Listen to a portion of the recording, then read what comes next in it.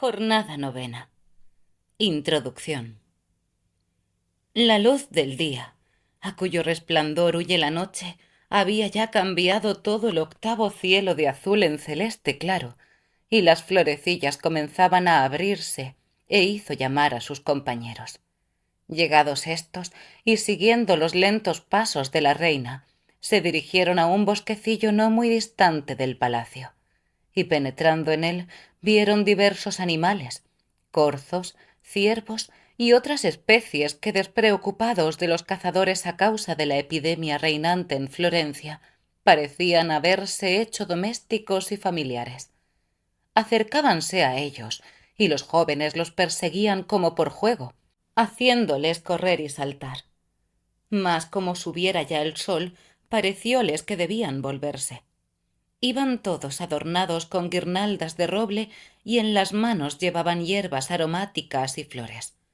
Quien les hubiera visto se habría dicho: estos no serán vencidos por la muerte, o los matará en pleno contentamiento.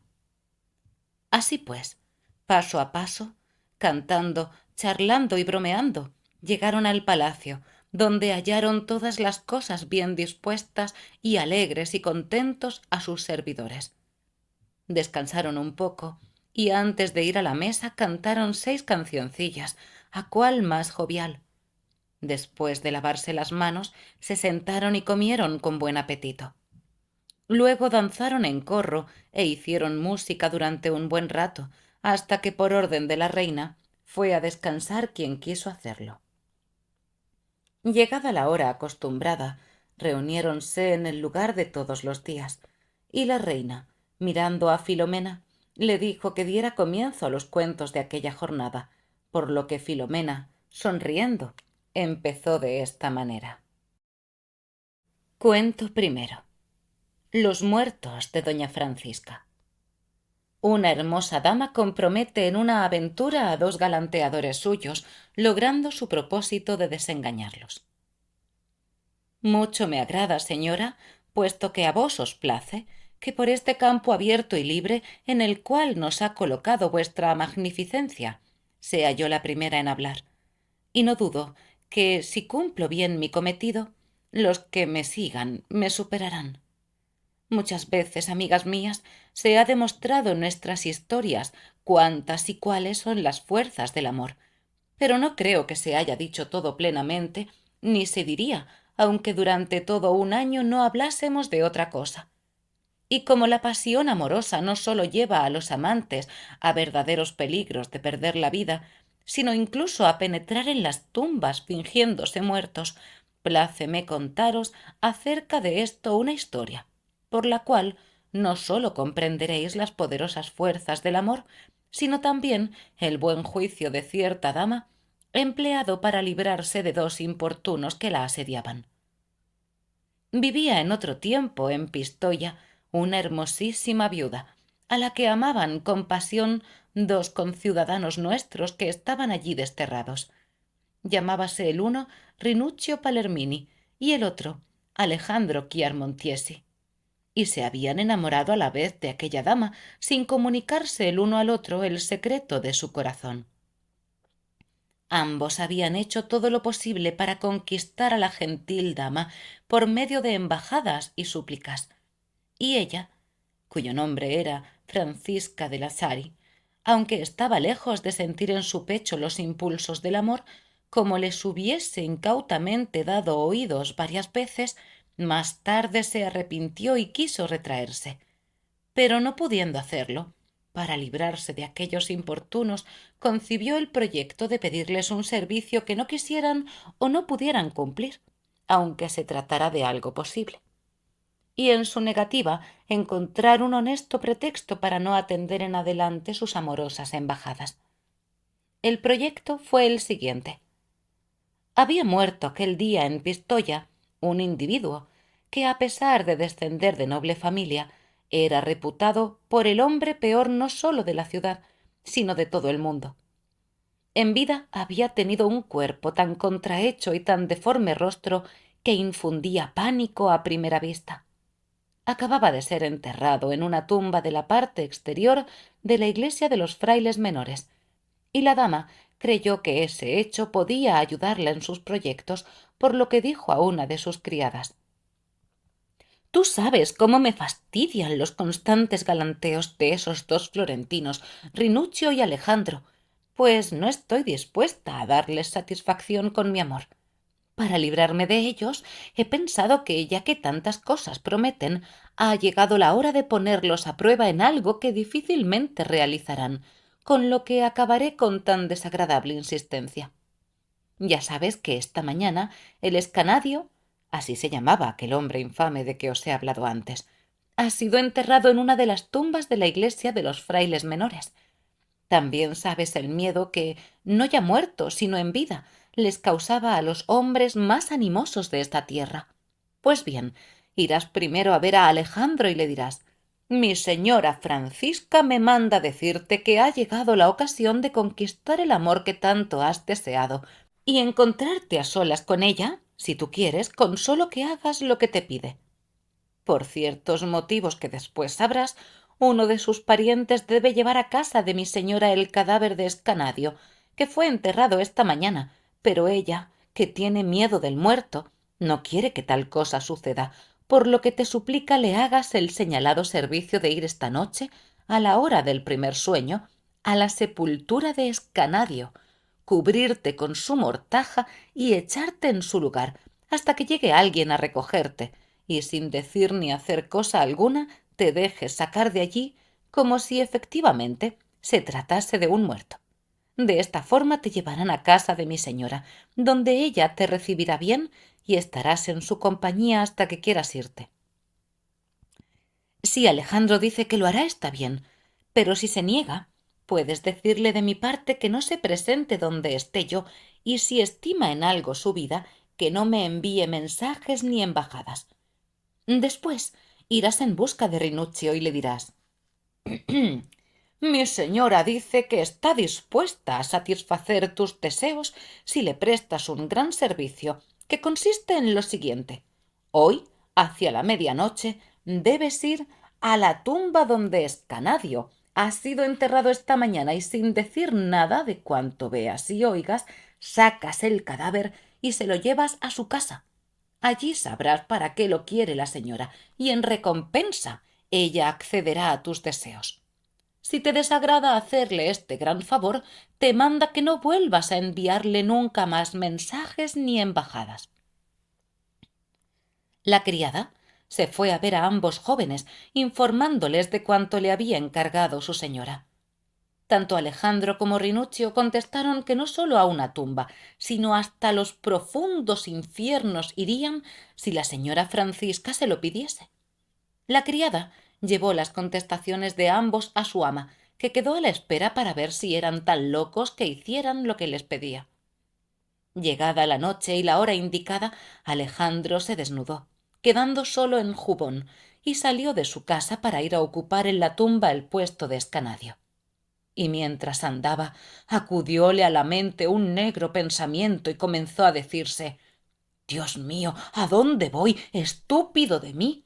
¿Qué sé yo si los parientes de ella, enterados tal vez de que la amo, creyendo lo que no hay, la obligan a hacer esto para matarme en aquella tumba? Si esto sucede, yo me quedaré con el daño y nadie sabrá quiénes fueron los culpables.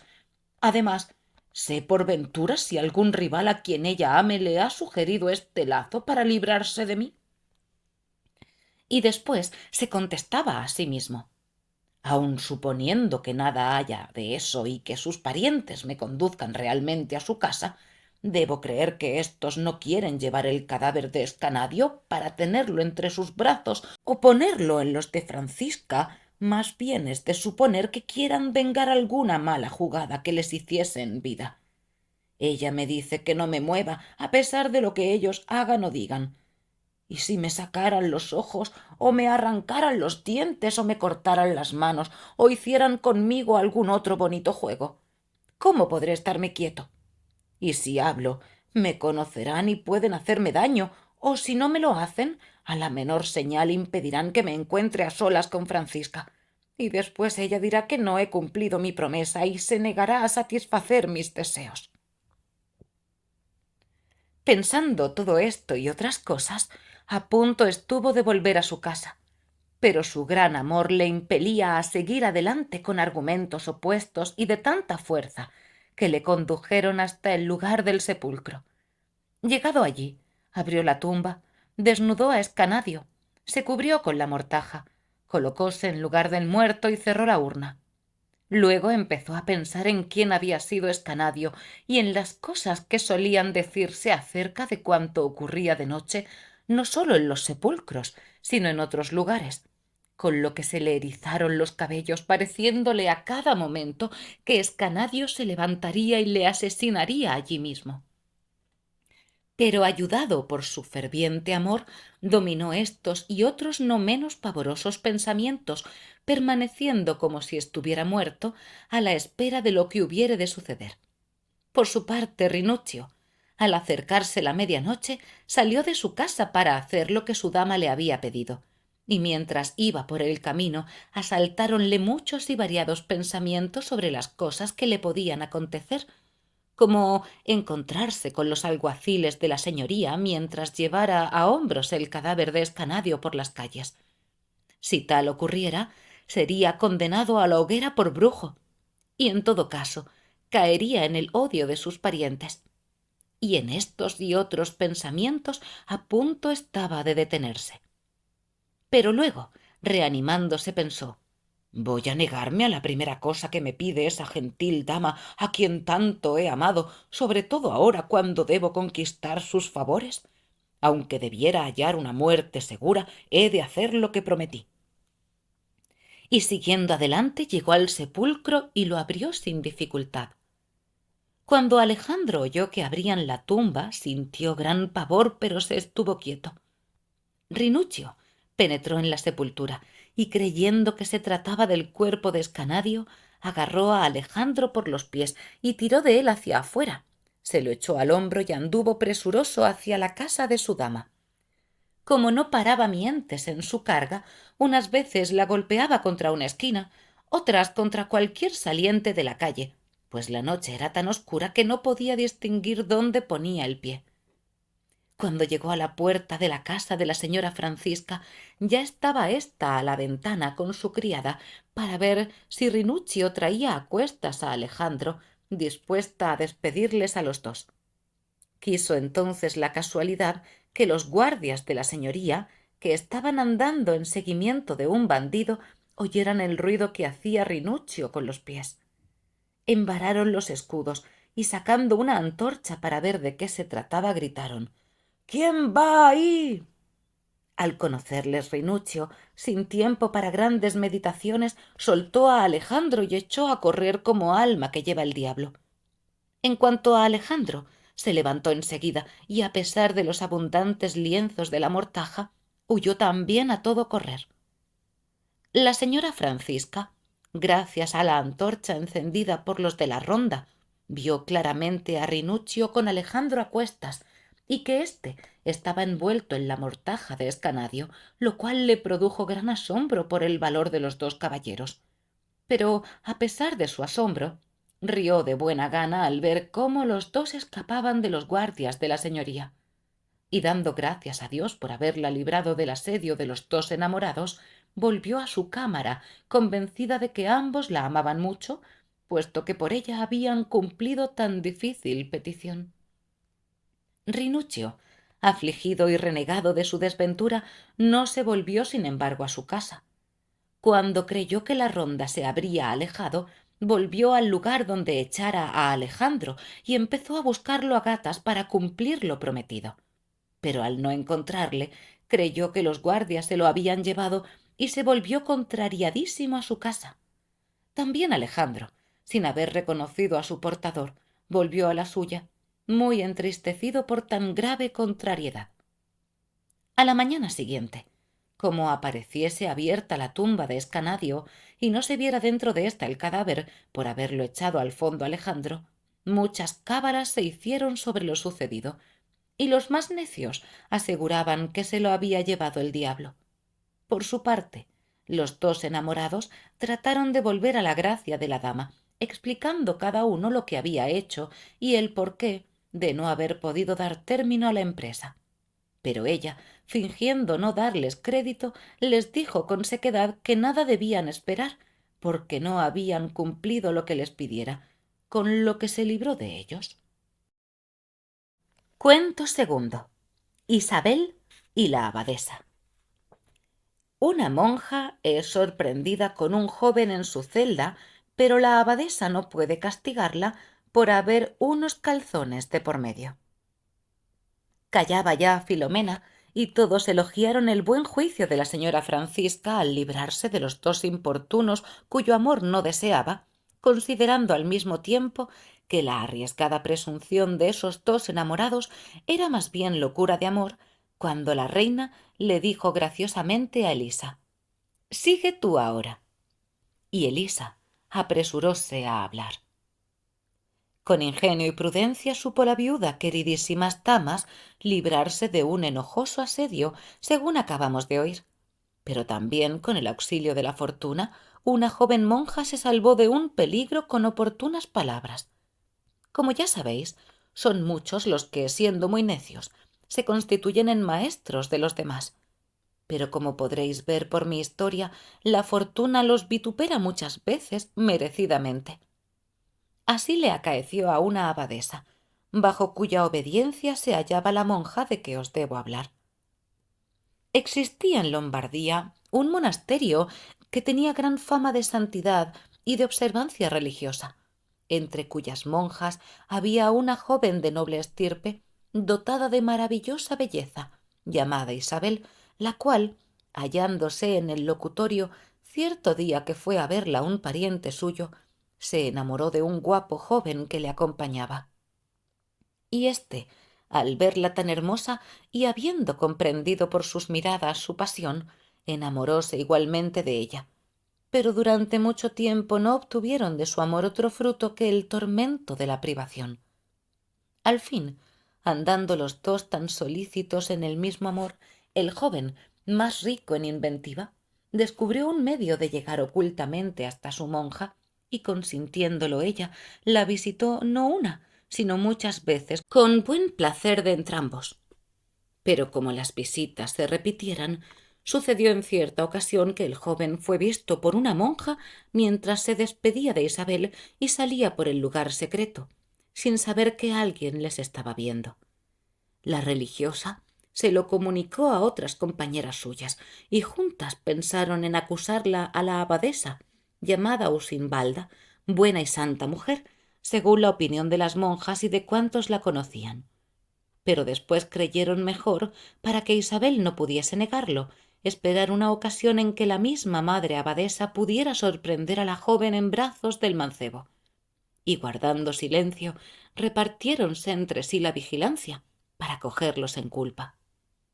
Como Isabel nada recelaba, una noche hizo acudir a su amante, cosa que inmediatamente supieron las monjas que vigilaban, las cuales, cuando les pareció llegado el momento oportuno, ya muy adelantada la noche, se dividieron en dos bandos, quedando unas para espiar por el ojo de la cerradura, mientras las otras iban corriendo a la celda de la abadesa, a cuya puerta llamaron con fuertes golpes, diciendo desde afuera: «Levantaos, señora, y venid pronto. La hermana Isabel tiene un joven en su celda». Aquella noche la abadesa estaba acompañada de un clérigo que con frecuencia se hacía traer encerrado en una caja, y al oír esto, temiendo que las religiosas, en su precipitación, empujaran tanto la puerta que ésta se abriera, se levantó a toda prisa, vistióse a oscuras, y creyendo tomar ciertos velos plegados que las monjas suelen llevar y llaman tocas, cogió equivocadamente los calzones del clérigo, y tanta fue su prisa que, sin darse cuenta de ello, se los puso en la cabeza en lugar de la toca y salió de la celda, cerrando apresuradamente la puerta tras sí, diciendo: «¿Dónde está esa maldita?». Y con las otras, que tan ávidas estaban de sorprender en pecado a Isabel, que no observaron lo que la abadesa llevaba en la cabeza, llegó a la puerta de la celda, y casi de un empujón la tiraron por tierra, penetrando en la estancia y hallando a Isabel en el lecho con su amante, ambos estrechamente abrazados, y tan sorprendidos por aquella impresión que, sin saber qué hacer, continuaron como estaban. La joven fue cogida inmediatamente por las demás y llevadas a capítulo por orden de la abadesa. El mancebo quedó en la celda, vistióse enseguida y púsose a esperar en qué paraba todo aquello, con intención de jugarles una mala pasada a aquellas monjas si algo malo se le hacía a su amante, en cuyo caso, además, se la llevaría consigo. La abadesa ocupó su sitial en el capítulo en presencia de todas las monjas, que sólo tenían ojos para la desgraciada Isabel, y comenzó a decir a ésta las mayores injurias que jamás se han dicho a una mujer, acusándola de haber empañado la reputación y santidad de que gozaba el monasterio, puesta en peligro si llegaba a saberse lo que allí ocurría, y a las injurias añadía gravísimas amenazas. La joven, avergonzada, como culpable que era, no acertaba a responder.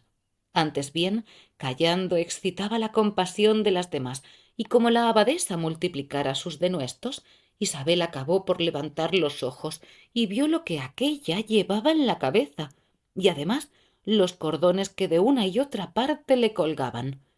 Inmediatamente comprendió de qué se trataba, y animándose, dijo: «Señora, por Dios, anudaos la cofia. Luego decidme lo que queráis». La abadesa, que no la entendía, exclamó: «¿De qué cofia estás hablando, infame? ¿Te atreves aún a replicar? ¿Te parece que lo que has hecho te permite hablar?» «Señora, anudaos la cofia», repitió la joven. «Luego decidme lo que os acomode». Ante esa insistencia, muchas de las monjas levantaron los ojos para ver lo que ocurría en la cabeza de la abadesa. Al mismo tiempo, ésta se llevó las manos a la toca, con lo que todas comprendieron por qué Isabel decía tales palabras.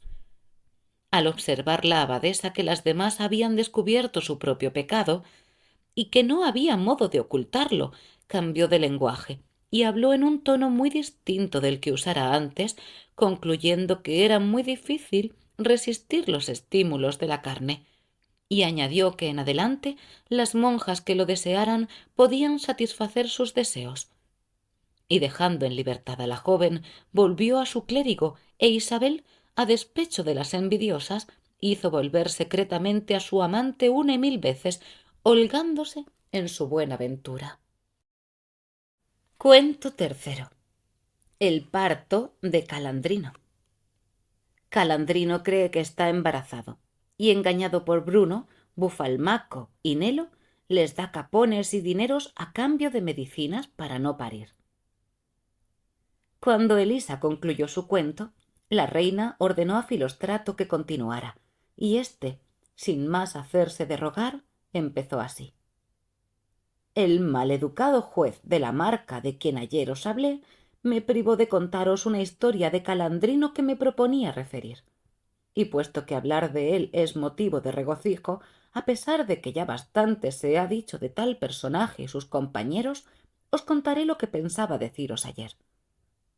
Con harta claridad se ha visto ya quién era Calandrino y quiénes los otros personajes de esta historia, por lo que sin más preámbulos digo que murió una tía de Calandrino y le dejó en herencia 200 liras, con lo que Calandrino comenzó a decir que quería comprar una hacienda y entablaba tratos con todos los corredores de comercio de Florencia, como si se tratase de gastar por lo menos 10.000 florines de oro. Pero las negociaciones terminaban siempre en cuanto se hablaba del precio que le pedían por la hacienda. Bruno y Bufalmaco, que esto sabían, habíanle dicho repetidas veces que mejor haría en divertirse en compañía de ellos que andar en compras de tierra, pero ni siquiera habían logrado que gastara una lira para invitarles a beber una sola vez. Cierto día, que estaban censurando a Calandrino, juntóseles un compañero llamado Nelo, pintor, y los tres se pusieron a deliberar sobre el medio de correrse una buena juerga a costa de Calandrino. Sin más tardanza, puestos de acuerdo en lo que debían hacer, a la mañana siguiente apostáronse cerca de la casa de Calandrino, y en cuanto éste salió, Nelo fue a su encuentro y le dijo: «Buenos días, Calandrino». Calandrino le devolvió el saludo, y después Nelo deteniéndose un poco, fijó sus ojos con atención mezclada de sorpresa en el rostro de su amigo. A lo que dijo Calandrino: ¿Qué miras? Nelo contestó: ¿Te ha pasado algo esta noche? Porque no pareces el mismo de siempre. Asustóse Calandrino y exclamó: ¿Cómo qué dices? ¿Te parece que me ocurre algo? Bah, no sé, contestó Nelo. Pero de todos modos el caso es que te veo tan cambiado, aunque tal vez no sea nada. Y dicho esto, Nelo se alejó de él. Calandrino siguió adelante, preocupado e inquieto, a pesar de no experimentar ningún dolor, pero Bufalmaco, que estaba a corta distancia de allí, cuando vio que se había separado de Nelo, le salió al paso y, saludándole, le preguntó si se encontraba bien, a lo que contestó Calandrino: No sé, pero ahora mismo Nelo me decía que me notaba cambiado. ¿Será posible que esté malo? Será cualquier tontería, repuso Bufalmaco, aunque pareces medio muerto.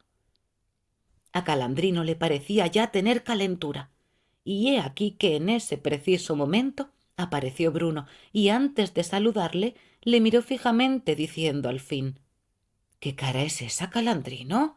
Pareces un desenterrado. ¿Qué te pasa? Al oír Calandrino que todos le decían lo mismo, no le cupo duda de que estaba enfermo y les preguntó asustado qué debía hacer. A mí, contestóle Bruno, me parece que deberías volverte a casa, meterte en la cama, hacerte abrigar bien y enviar tu orina al maestro Simón, que, como sabes, es íntimo amigo nuestro. Él te dirá enseguida lo que has de hacer y nosotros iremos a hacerte compañía. Con gusto te ayudaremos si lo necesitas. Y reuniéndoseles Nelo, volviéronse con Calandrino a casa de éste, que entró entristecido en su habitación y dijo a su mujer: Ven a taparme bien porque me siento muy mal.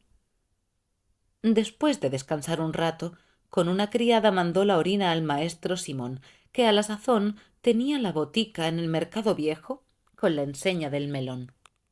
Y Bruno dijo a sus compañeros: Vosotros quedaos aquí con él mientras yo voy a ver qué dice el médico.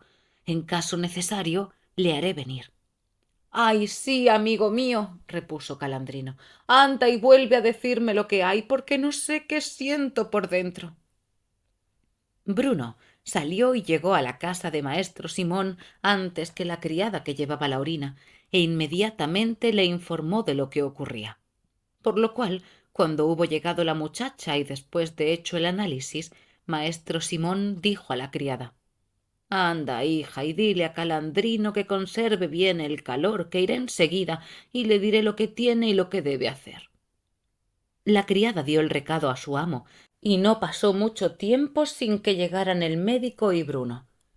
Sentóse maestro Simón al lado del enfermo, le tomó el pulso y al cabo de un rato le dijo en presencia de su mujer: Mira, Calandrino, hablándote como buen amigo, te diré que todo tu mal se reduce a que estás preñado. Al oír esto, Calandrino, fuera de sí, exclamó: ¡Ay de mí! Tú tienes la culpa, Tesa, por no querer estar sino encima. Ya te lo decía yo. La mujer, que era muy honesta, se ruborizó al oír los términos en que se expresaba su marido y, bajando la cabeza, salió de la habitación sin contestar palabra. Pero Calandrino no cesaba de lamentarse. Ay, ay, ay, triste de mí, ¿qué me va a suceder? ¿Cómo daré a luz a este hijo? ¿Por dónde saldrá? Bien veo que voy a morir a causa de la liviandad de esa mujer, a quien Dios le dé mal año. A fe que de no estar enfermo me levantaría de la cama para darle una buena tanda de palos. Pero bien empleado me está, que nunca debí dejar que se me pusiera encima. Si salgo con bien del paso, juro que se quedará con las ganas. Bruno, Bufalmaco y Nelo se esforzaban por contener la risa. Quien reía a carcajadas era el médico, con la boca tan abierta que podían habérsele arrancado uno a uno todos los dientes. Finalmente, habiendo Calandrino pedido al médico que le diera consejo y auxilio, éste le dijo: No te desanimes, Calandrino, porque afortunadamente nos hemos dado a tiempo cuenta del caso, que te libraré de tu mal con poco trabajo en pocos días, aunque debo advertirte que has de gastar algún dinero. Oh, querido doctor, exclamó suspirando Calandrino, lo que convenga. Aquí tengo 200 liras que destinaba a la compra de una hacienda. Tomadlas todas si hace falta, con tal que no tenga que llegar a parir, pues no sabría cómo hacerlo, que oigo a las mujeres hacer tal clamor cuando están de parto, aunque tienen bastante por donde hacerlo, que estoy seguro de que si tuviera tales dolores moriría antes de dar a luz. No te preocupes, repuso el médico. Te prepararé una bebida destilada muy buena y agradable al paladar, que en 3 mañanas lo resolverá todo y quedarás más sano que un pez. Pero después has de ser prudente y no volver a caer en esas torpezas. Ahora bien, para esa bebida darás 3 pares de capones bien gordos. Por lo demás, darás a estos 5 liras para que compren lo necesario y lo traigan a mi botica. Mañana temprano te enviaré, Dios mediante, esta destilación maravillosa de la que beberás cada vez un buen vaso. Al oír esto, Calandrino dijo: Maestro mío, lo dejo todo en vuestras manos. Y entregando a Bruno 5 liras y dinero para los capones, le rogó que se tomase la molestia de hacerle aquel servicio. El médico le preparó una medicina con clarete y se la dio. Bruno compró los capones y demás cosas necesarias para la fiesta que pensaban hacer, de todo lo cual dieron buena cuenta los amigos y maestro Simón. Calandrino bebió durante 3 días de aquella medicina preparada por el médico, y cuando éste volvió a su casa, le tomó el pulso y le dijo, en presencia de sus compañeros: Estás completamente curado, Calandrino. Puedes dedicarte de nuevo a tus ocupaciones cuando quieras. Contentísimo levantóse Calandrino y se fue a sus quehaceres, elogiando mucho la magnífica cura que le había hecho maestro Simón, quitándole la preñez sin la menor molestia. Bruno, Bufalmaco y Nelo quedaron asimismo satisfechos por haber sabido burlar la avaricia de Calandrino, pero su mujer, que adivinó la farsa, no dejó de gruñir y regañar a su ingenuo marido. Cuento cuarto. El juego de Fortarrico. Fortarrico juega a Angiulieri tan mala pasada que éste queda en camisa en medio de un camino. Con grandes carcajadas fueron oídas las lamentaciones de Calandrino respecto a su esposa, y cuando dejó de hablar Nicostrato, tomó la palabra Neifile a indicación de la reina y dijo: Graciosas damas, si no fuese a los hombres más difícil mostrar a los demás su virtud y buen juicio que el vicio o la estupidez, en vano se fatigarían muchos en poner freno a sus palabras. Y esto os lo ha demostrado la estulticia de Calandrino, que para sanar de un mal en que estúpidamente creía, ninguna necesidad tenía de ventilar en público los deleitosos secretos de su esposa, lo cual me ha traído a la memoria un hecho opuesto al anterior, ya que la malicia de cierto individuo superó la prudencia de otro, con grave daño y afrenta de éste. Este caso es el que voy a contaros. Pocos años atrás vivían en Siena 2 hombres ya un tanto maduros de edad, llamados ambos Cecco, si bien el uno descendía de los Angiulieri y el otro de los Fortarrico. Aunque muy diferentes en costumbres y carácter, en una cosa estaban acordes, y era en el odio que sentían por sus propios padres, hasta el punto de que sólo esto bastó para ligarles en estrecha amistad. Angiulieri, que era hombre arrogante y de excelentes maneras, viendo que el dinero que su padre le daba era insuficiente para vivir bien en Siena, y sabedor de que en la marca de Ancona estaba como legado del Papa un cardenal gran protector suyo, resolvió avistarse con él, convencido de que tal personaje mejoraría su posición. Y comunicándolo a su padre, logró que éste le entregara lo que debiera darle en 6 meses para poder vestirse decorosamente y comprar una cabalgadura. Buscando a alguien que le acompañara en el viaje, llegó esta noticia a oídos de Fortarrigo, que inmediatamente se presentó a su amigo y le rogó, de la mejor manera que supo, que le llevara consigo como criado o familiar, no exigiendo más salario que sus gastos personales. Contestóle Angiulieri que no quería llevarlo en su compañía, no porque no le creyera apto para cualquier servicio, sino por su afición al juego, y porque además solía embriagarse. Fortarrigo ofreció abstenerse totalmente de ambas cosas, prometiéndolo con muchos juramentos, añadiendo además tantas súplicas que al fin Angiulieri lo aceptó a su servicio. Y habiéndose puesto en camino cierta mañana, fueron a Buonconvento. Después que allí hubieron comido, como hacía mucho calor y Angiulieri quisiera descansar un rato, hízose preparar una cama en la hostería, se desnudó y acostó, recomendando a Fortarrico que le despertara cuando diese la hora de nona.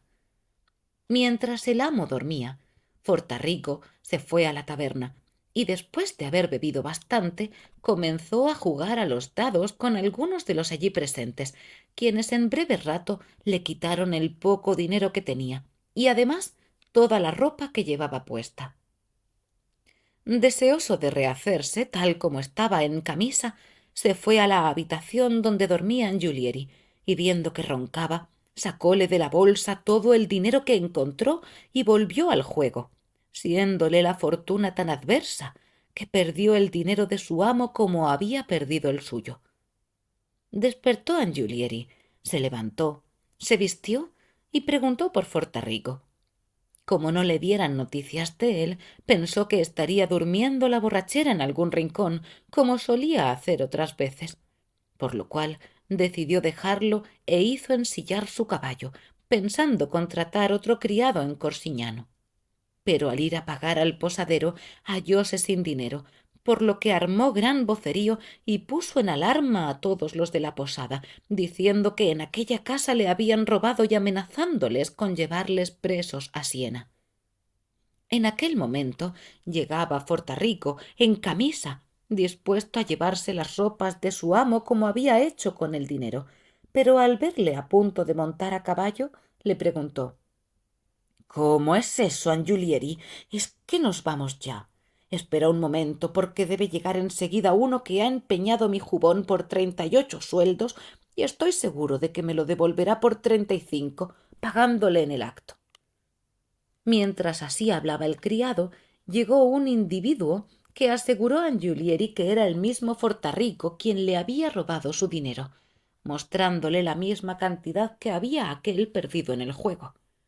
Angiulieri, muy irritado, le dijo grandísimas villanías y que le habría hecho cualquier cosa si no temiera más de él y de las leyes humanas que de Dios.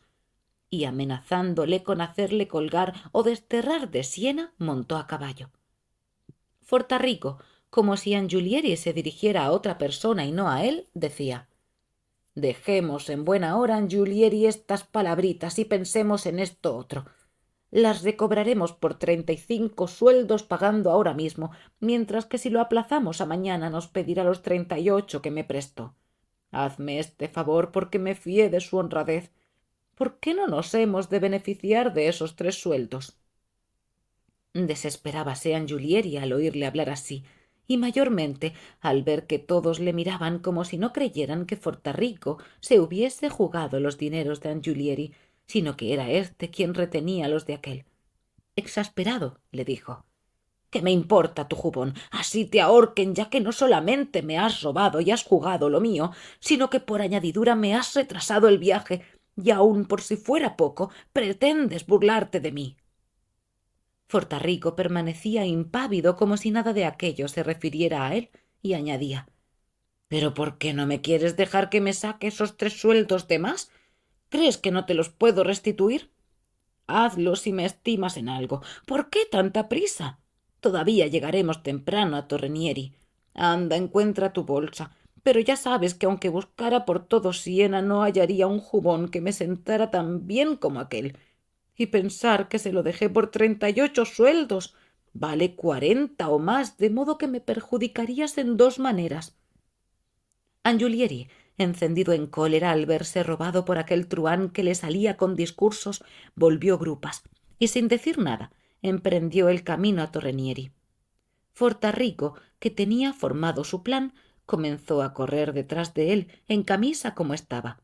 y habiendo andado ya más de 2 millas, siempre pidiéndole su jubón, mientras San Giulieri espoleaba a su caballo a fin de librarse de aquel importuno, vio Fortarrico a unos labradores que trabajaban en un campo inmediato al camino, a los que gritó con toda la fuerza de sus pulmones: «¡Cogedlo! ¡Cogedlo!».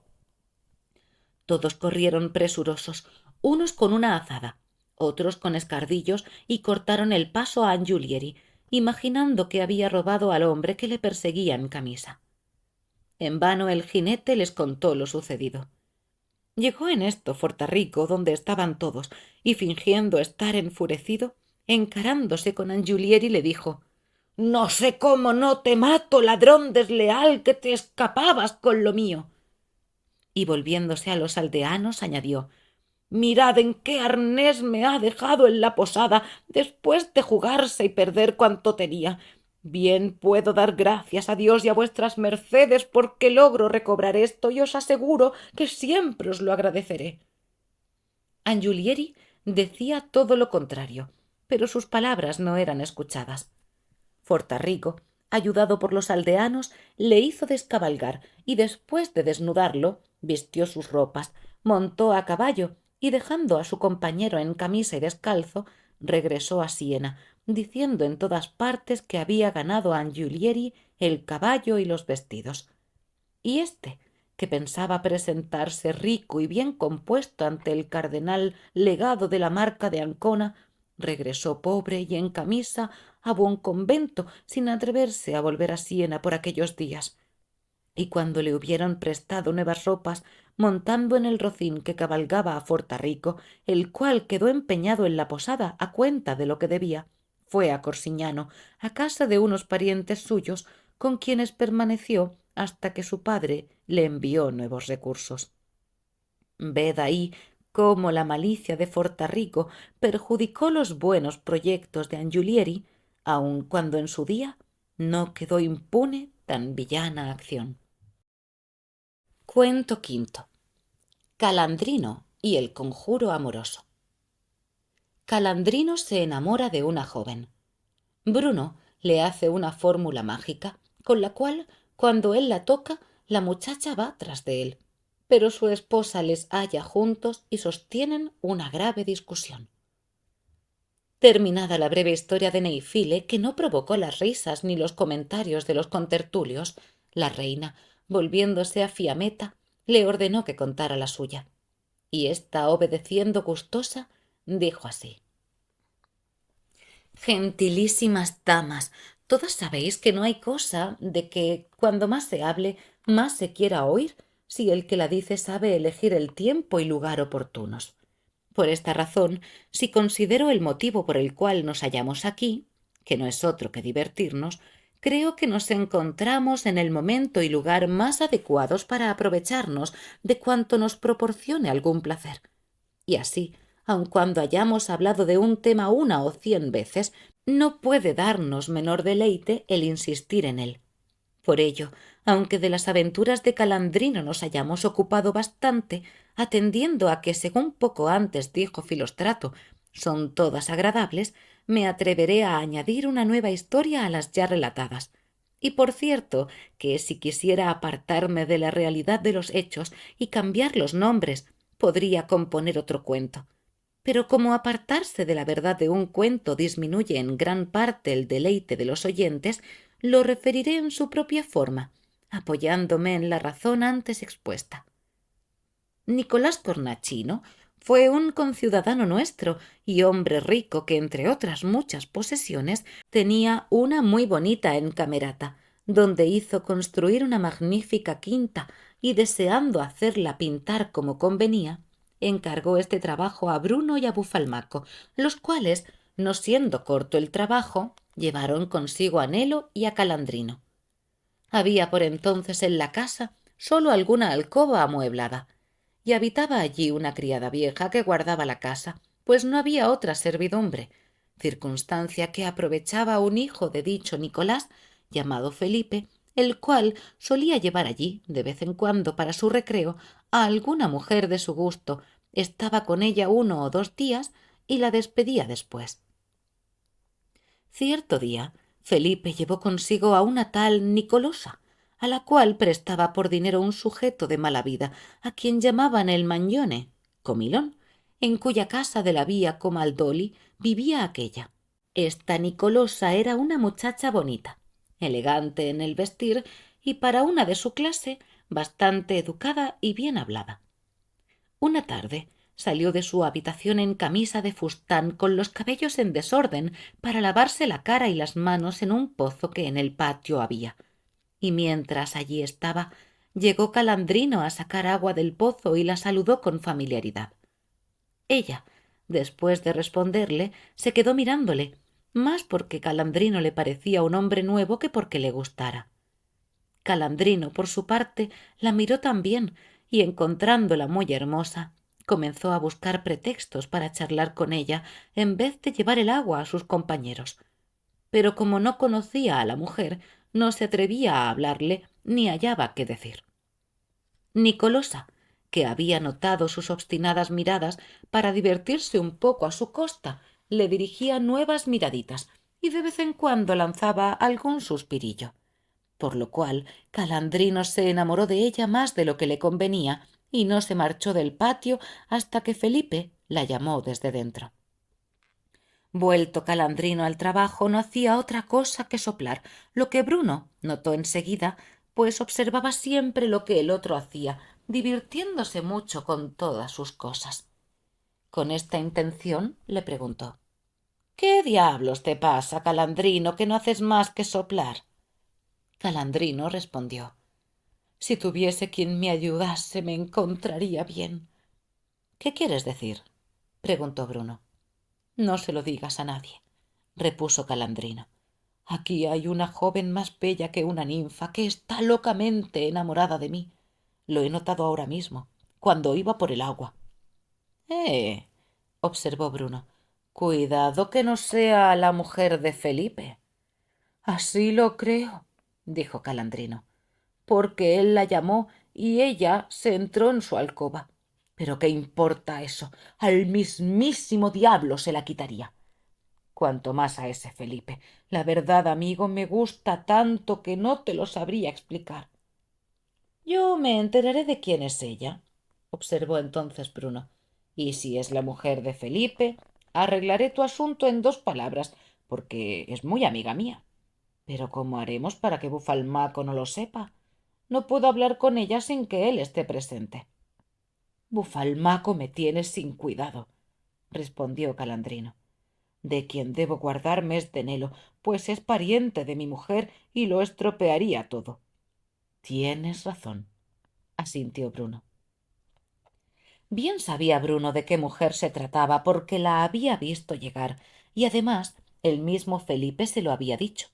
Por consiguiente, en cuanto Calandrino dejó unos instantes el trabajo y salió para ver a su dama, Bruno contó cuanto sucedía a sus compañeros y reservadamente acordaron los tres lo que tenían que hacer para divertirse como otras veces a costa de aquel infeliz. Cuando Calandrino estuvo de vuelta, Bruno le preguntó en voz baja: ¿La has visto? Oh, sí, respondió Calandrino. La he visto y me ha enloquecido. Voy a ver si es la mujer que pienso, dijo Bruno. Si lo es, déjame hacer. Despidióse Bruno y fue en busca de Felipe y la Nicolosa. Les contó quién era Calandrino y lo que había comunicado a sus amigos. Dispusieron después lo que cada uno había de hacer para divertirse con la pasión de aquel tonto. Inmediatamente se volvió a donde estaba Calandrino y le dijo: Ella es, en efecto, por consiguiente, hay que proceder con mucho tacto. Si Felipe se diera cuenta, toda el agua del Arno sería poca para lavarte. ¿Qué quieres que le diga de tu parte si tengo ocasión de hablar con ella? Toma, respondió Calandrino. Desde luego le dices que la quiero con todos mis 5 sentidos, pero con ese amor de empreñar. Después que estoy a su servicio para lo que ella quiera. ¿Me has entendido bien? Sí, dijo Bruno. Déjame hacer a mí. Llegada la hora de la cena, dejaron el trabajo y bajaron al patio donde se encontraban Felipe y Nicolosa. y para complacer a Calandrino se quedaron allí un rato. Este empezó a mirar a la moza y a hacer tan extraños gestos que hasta un ciego lo hubiera notado.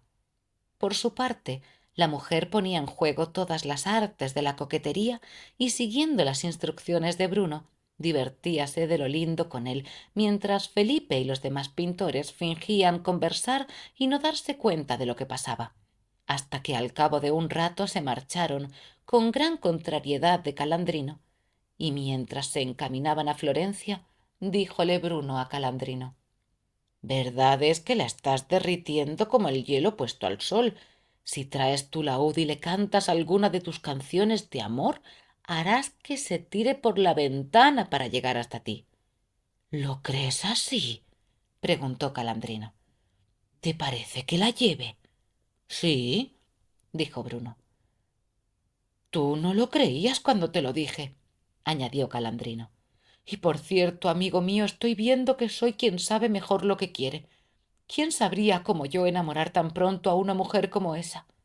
Ahora quiero que me veas con el laúd. Verás cómo lo toco. No soy viejo como parezco, y ella lo ha notado, y más lo habrá de notar si le pongo la mano encima, porque entonces le haré tal juego que vendrá detrás de mí como una loca. Oh, exclamó Bruno, estoy seguro de que le meterás el hocico. Ya me parece verte morder con esos dientes tuyos que parecen clavijas, aquella boquita de carmín y aquellas mejillas como dos rosas, y luego manosearla de pies a cabeza. A Calandrino le parecía hallarse ya en el juego. Al oír estas palabras se iba cantando y saltando tan contento que no cabía en su pellejo. Al día siguiente trajo el laúd y, con gran regocijo de sus compañeros, cantó unas cuantas canciones. En una palabra, tal agitación le produjo al ver con frecuencia a Nicolosa, que en vez de trabajar se pasaba el día asomado a la ventana o junto a la puerta o corría al patio para verla. Y ella, siguiendo las instrucciones de Bruno, le daba siempre buenas razones. Por su parte, Bruno le traía respuesta a todas sus embajadas y añadía unas cuantas por encargo de la dama. Cuando ésta estaba ausente, que era la mayor parte del tiempo, le traía cartas suyas en las que daba a Calandrino grandes esperanzas, diciéndole que entonces se hallaba en casa de sus padres, donde él no podía ir a verla. Y de esta suerte, Bruno y Bufalmaco, que manejaban aquel asunto, se divertían a costa del enamoramiento de Calandrino, haciendo que éste les entregara, como pedido por la joven, ya un peine de marfil, ya una bolsa, ya unas tijeras u otras chucherías por el estilo, a cambio de lo cual le entregaban alguna sortija de oro falso y sin valor alguno, que llenaba de satisfacción a Calandrino. Y además de esto, le sacaban buenas meriendas y otras invitaciones para que atendiera a sus deseos con la mayor solicitud. Después de haberle hecho pasar 2 meses así, sin obtener nada positivo, viendo Calandrino que iba concluyendo el trabajo y comprendiendo que una vez éste terminado no habría más posibilidad de ver a la dama, suplicó a Bruno que se ocupara de su asunto con más ahínco que antes, y una vez que volvió la Nicolosa, Bruno, después de hablar con Felipe y con ella acerca de lo que convenía hacer, dijo a Calandrino: oye, amigo, esa mujer me ha prometido más de 1000 veces hacer lo que tú quisieras, pero luego no hace nada. Creo que se está burlando de ti. Por consiguiente, ya que no cumple lo que promete, nosotros se lo haremos cumplir, quiera o no quiera, con solo que tú lo desees. Vaya, si lo deseo, exclamó Calandrino. Dijo entonces Bruno: ¿querrás tocarla con un conjuro que te daré? Respondió Calandrino que lo haría, y Bruno añadió: pues procura traerme un pedazo de pergamino nonato, un murciélago vivo, 3 gramos de incienso y un cirio bendito. Lo demás, déjalo de mi cuenta. Calandrino se pasó toda la noche siguiente procurando cazar un murciélago, y cuando al fin logró capturarlo, se lo llevó a Bruno con todo lo demás. Este se retiró a una habitación, escribió en el pergamino ciertas frases mezcladas con algunos signos cabalísticos y luego se lo entregó diciendo: Aquí lo tienes, Calandrino. Si tocas a la moza con este pergamino mágico, ella te seguirá en el acto y hará lo que tú quieras. Por consiguiente, si Felipe se va hoy, acércate a la Nicolosa, tócale con el conjuro y llévatela a la cabaña que está ahí al lado, que es el mejor sitio del mundo para que nadie os vea. Ya verás cómo te sigue y cuando estéis allí ya sabes qué tienes que hacer. Calandrino tomó el pergamino con indecible alegría y dijo: déjala de mi cuenta. Nelo, de quien Calandrino procuraba guardarse, se divertía con esto tanto como los demás. Por consiguiente, cuando, siguiendo las instrucciones de Bruno, se fue a Florencia, dijo a la mujer de Calandrino: ¿ya recuerdas, Tesa, la paliza que Calandrino te dio sin ton ni son el día que llegó a casa con las piedras de Muñone? Por lo que quiero que ahora te vengues. Si no lo haces, no me tengas más por pariente ni por amigo. El caso es que tu marido se ha enamorado de una mujer tan miserable que se encuentra con él muy a menudo. Hace poco se las amañan para estar a solas. A ti te toca ahora castigarlos como se merecen. Cuando la mujer de Calandrino oyó esto, no lo tomó a broma. Se puso en pie de un brinco y exclamó: ¡ay de mí, bribonazo! ¡Hacerme esto a mí! Por estas que las cosas no quedarán así y que te las cobraré todas juntas. Y tomando una capa y haciéndose acompañar por una criada, siguió a Nelo con paso vivo. Bruno, al verles llegar a lo lejos, dijo a Felipe: ya se acercan los que esperamos. Con lo que Felipe se fue a donde estaban trabajando Calandrino y los demás y les dijo: maestros, tengo que ir ahora mismo a Florencia. Trabajad de firme. Y dicho esto, fue a esconderse cerca de la cabaña, desde donde podría ver lo que sucediese sin ser visto. En cuanto Calandrino vio que Felipe se alejaba, bajó al patio, donde halló sola a Nicolosa, y entabló conversación con ella. La moza, que sabía perfectamente lo que había que hacer, acercóse a él con más familiaridad, y así Calandrino la tocó con el pergamino del conjuro.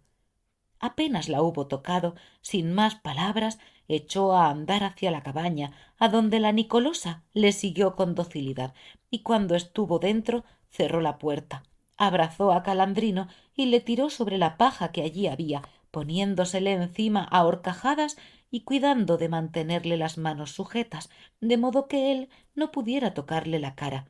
Mirábale con ojos amorosos y le dijo: ay, tierno Calandrino mío, alma mía, bien mío, cuánto tiempo he deseado estrecharte en mis brazos. Con tus galanterías me has rendido a tus deseos, me has encadenado a las cuerdas de tu laúd. ¿Es posible que te tenga aquí? Calandrino, que apenas podía moverse, exclamaba: ay, alma mía dulcísima, deja que te abrace. Cielos, qué prisa tienes, repuso la Nicolosa. Deja antes que sacie mis ojos en la contemplación de tu dulce rostro. Bruno y Bufalmaco, que se habían reunido con Felipe, lo veían y oían todo desde un lugar oculto.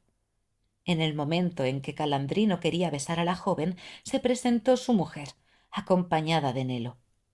Apuesto a que están juntos, dijo éste. Y en cuanto hubieron llegado a la puerta de la cabaña, la mujer, dando un empujón a su pariente, entró, hecha un basilisco, cuando la Nicolosa cabalgaba sobre Calandrino. Cuando la moza vio entrar de aquella manera a Tesa, levantóse en un instante y corrió a donde estaba Felipe. Tesa se lanzó sobre Calandrino, que aún no se había levantado. Le clavó las uñas en la cara, le agarró por los cabellos y lo zarandeó de un lado a otro, diciendo: así me ultrajas, perro infame. Maldito sea el día en que te quise. ¿Acaso no tienes bastante en tu casa para que vayas por ahí enamoriscándote en las de otros? ¿Tampoco te conoces? ¿No sabes, mal nacido, que si te exprimieran no sacarían de ti jugo bastante para una desmedrada salsa? ¡Miserable! Vive Dios que no era tu Tesa la que hace poco te estaba preñando, que debe ser bien mala cosa cuando haya deleite en tan buena alhaja como eres tú. Al ver llegar a su mujer, Calandrino quedó más muerto que vivo, sin atreverse a oponerle resistencia. Antes, al contrario, después de haberse dejado arañar y traquetear, púsose en pie y empezó a rogarle humildemente que no gritara si no quería que lo cortaran en pedazos, porque la moza que con él estaba era la mujer del dueño de la casa. A lo que Tesa contestó: —¡Que Dios le dé mal año!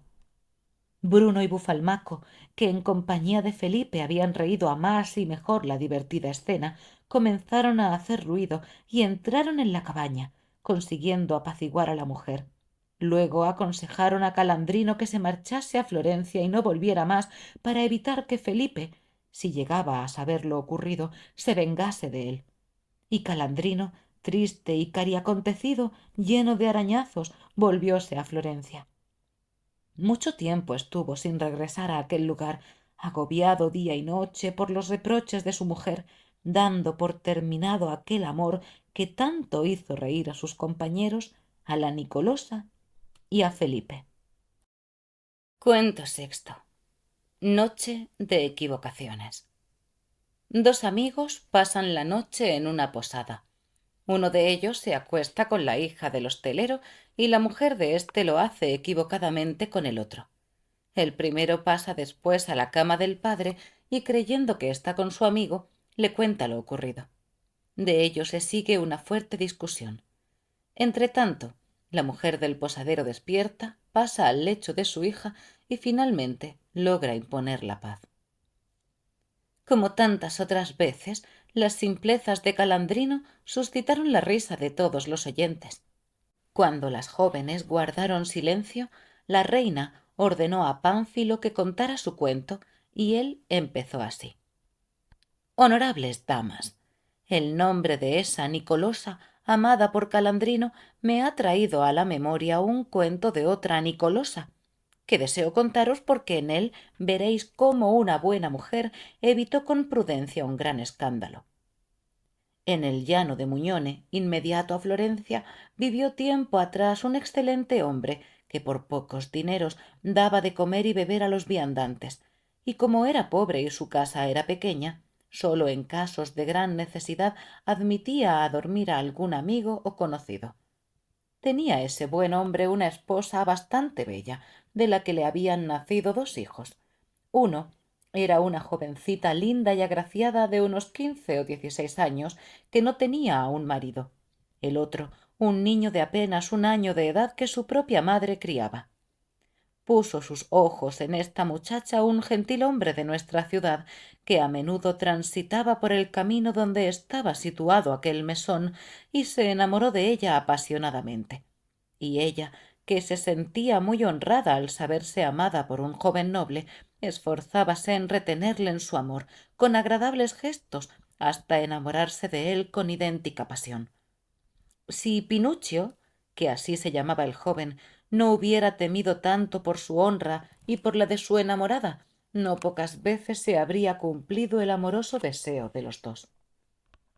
Pero como de día en día se acentuaba el amor, Pinuccio buscó el medio de encontrarse con su amada. En este pensamiento le sucedió por acaso tener que albergarse cierto día en la posada del padre, y como conocía bien la disposición de la casa, determinó que procuraría estar a solas con la muchacha sin que nadie lo notara. Y como tal lo pensó, lo puso sin demora en ejecución. Acompañado de un fiel amigo suyo, llamado Adriano, que estaba enterado de su amor, montados en dos rocines sobre los que pusieron dos alforjas, seguramente llenas de paja, un buen día salieron de Florencia, y dando un rodeo se adentraron en el llano de Muñone, adonde llegaron ya de noche, y una vez allí, como si viniese de la Romaña, se acercaron a las casas y golpearon en la puerta del buen hombre, el cual, como les conocía, se apresuró a abrirles. Pinuccio les dijo: Mira de darnos alojamiento esta noche, pues pensábamos llegar a Florencia y ya ves a qué hora de la noche estamos aquí. Ya sabes, Pinuccio, le contestó el posadero, las dificultades que tengo para albergaros. Sin embargo, puesto que habéis llegado a estas horas y no hay posibilidad de ir a otra parte, os daré de buena gana el hospedaje que pueda. Descabalgaron los dos jóvenes y entraron en la posada después de haberles dado un pienso a sus rocines. Luego se sentaron a la mesa para cenar en compañía del posadero. En la casa no había más que una habitación muy reducida, donde el mesonero instaló 3 camas de la mejor manera posible, sin que quedara mucho espacio para caminar holgadamente, pues 2 de los lechos estaban casi juntos y el tercero frente a ellos, casi tocándolos.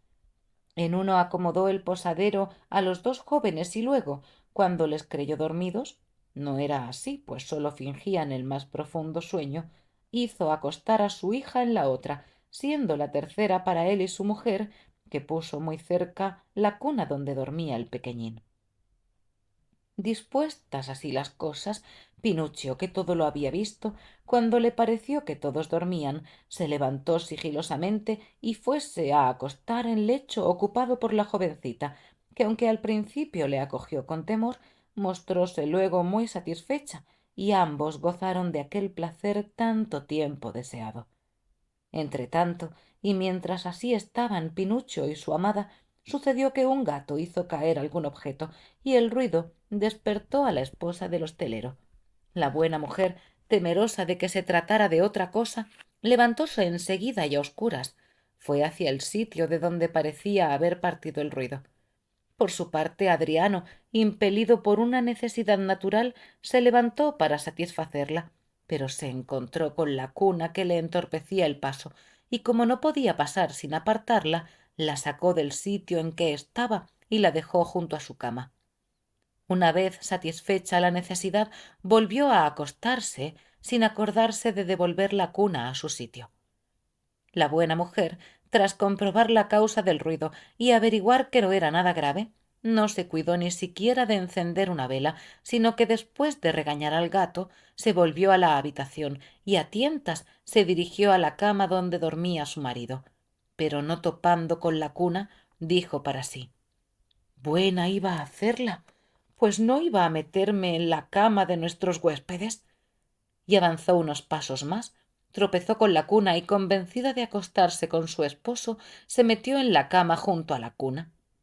Adriano, que apenas si estaba dormido, viendo quién se acostaba con él, recibió a la mujer con gran satisfacción, y cabalgándola inmediatamente, soltó amarras con gran placer de la mujer. Entretanto, Pinuccio, que ya había saciado el deseo que le llevara allí, temeroso de que le sorprendiera el sueño en compañía de su amada, separóse de ella para ir a dormir a su cama. Acercóse a tientas y tropezó con la cuna, lo que le hizo suponer que la cama próxima era la del posadero, por lo cual avanzó un poco más y equivocadamente se acostó con el hostelero, que con la llegada de Pinuccio se despertó. Convencido Pinuccio de que quien tenía al lado era Adriano, le dijo: te aseguro, Adriano, que en el mundo no hay nada mejor que la Nicolosa. Vive Dios que ningún hombre ha podido gozar tanto con mujer alguna como yo con ella. Por lo menos he entrado 4 veces en la plaza. Me ha embriagado de voluptuosidad. El posadero, al oír tales cosas que no le agradaron poco ni mucho, primero comenzó a pensar: ¿qué diablos hace éste aquí y qué me está contando? Y enseguida, cediendo más a la cólera que a la prudencia, gritó: gran bellaquería es la tuya, Pinuccio, y sea cual fuere la razón de lo que has hecho, te juro que me las pagarás. Pinuccio, que no era demasiado inteligente, al comprender su error, no acertó a enmendarlo como pudiera, sino que dijo: ¿Qué te he de pagar? ¿Qué podrás hacerme tú? La mujer del posadero, que creía estar con su marido, dijo a Adriano: oye a nuestros huéspedes, parece que discuten. Déjales en paz, contestó riendo Adriano. Debieron beber demasiado anoche. La pobre mujer, que creía haber oído la voz de su marido y ahora oía a su lado la de Adriano, comprendió inmediatamente dónde y con quién estaba, por lo que, obrando prudentemente y sin decir palabra, saltó de la cama, tomó la cuna de su hijo y, como la habitación estaba a oscuras, la llevó junto al lecho donde dormía su hija y se acostó con ella. Pero fingiendo despertar en aquel instante por el alboroto que metía su marido, le llamó y le preguntó qué era lo que estaba discutiendo con Pinuccio, a lo que el hostelero respondió: ¿No has oído tú lo que dice que ha hecho esta noche con nuestra Nicolosa? Miente como un bellaco, replicó la mujer, puesto que con ella me acosté yo, y desde aquel instante no he podido dormir. Eres un estúpido si le crees. Los hombres bebéis tanto por la noche que después vais de un lado para otro sin daros cuenta y os figuráis hacer maravillas. Lástima que no os deis un buen trompazo. ¿Pero qué hace ahí Pinuccio? ¿Por qué no está en su cama? Adriano, por su parte, viendo la cordura con que la mujer cubría su vergüenza y la de su hija, dijo: 100 veces te he dicho, Pinuccio, que no duermas fuera de tu casa, porque esa costumbre que tienes de andar durmiendo y decir lo que se te ocurre en sueños, alguna vez te costará un disgusto. Vuelve aquí y déjanos dormir tranquilos. El posadero, al oír las palabras de su mujer y las de Adriano, empezó a creer con toda ingenuidad que Pinuccio era sonámbulo. Así pues, comenzó a zarandearle por los hombros y decirle: Pinuccio, Pinuccio, despierta y vuelve a tu cama. Pinuccio, que bien lo había comprendido todo, hizo como si en aquel momento entrara en nuevos delirios, lo que excitó las carcajadas del posadero. Finalmente, fingiendo despertar y llamando a Adriano, le preguntó: ¿Por qué me despiertas? ¿Es ya de día? Sí, ven acá, dijo Adriano. Pinuccio se levantó fingiendo gran sueño y se acostó junto a Adriano. Llegado el día, el posadero empezó a reírse y burlarse de Pinuccio y sus sueños, y así, mientras ensillaban sus rocines y después de beber con el posadero, emprendieron el camino de Florencia, contentísimos de cómo habían ido las cosas y del feliz término de la aventura. Después de lo cual, Pinuccio halló otros medios de encontrarse con la Nicolasa, que firmemente había asegurado a su madre que Pinuccio había soñado. Así, la buena mujer, que con placer recordaba los abrazos de Adriano, quedó convencida de haber sido la única que de veras gozó aquella noche, aunque algunas veces le asaltaba la duda de si la Nicolosa había estado realmente dormida. Cuento séptimo. El sueño de Talano. Talano di Molesse sueña que un lobo destroza la garganta de su mujer. La avisa que se guarde de los lobos, pero ella no le hace caso y le ocurre la desgracia. Terminada la historia de Pánfilo y celebrada por todos la sensatez de la hostelera, la reina pidió a Pampinea que contara la suya, y ésta comenzó en estos términos: Otras veces se ha hablado, estimables damas, de las verdades puestas en evidencia por los sueños, que muchos menosprecian. Pero aunque así sea, me dispongo a contaros en una breve historia lo que sucedió no hace mucho tiempo a una vecina mía, por no haber creído cierto sueño de su marido. No sé si conocisteis a Talano di Molese, persona bastante respetable, que casó con una joven llamada Margarita, extraordinariamente caprichosa, displicente y terca, hasta el punto de que nada quería hacer de lo que los otros le aconsejaban. Esos defectos, aunque muy difíciles de soportar, Talano los sufría pacientemente. Cierta noche sucedió que, estando Talano con su esposa en una hermosa quinta de su propiedad en el campo, soñó que veía a Margarita adentrarse en un bellísimo bosque cercano a la casa. Mientras así la veía, de pronto un enorme lobo se lanzaba furioso al cuello de la infeliz y la tiraba a tierra. La pobre gritaba y se esforzaba por escapar, pero cuando lo conseguía no era sino para mostrar cómo la fiera le había destrozado el rostro y la garganta.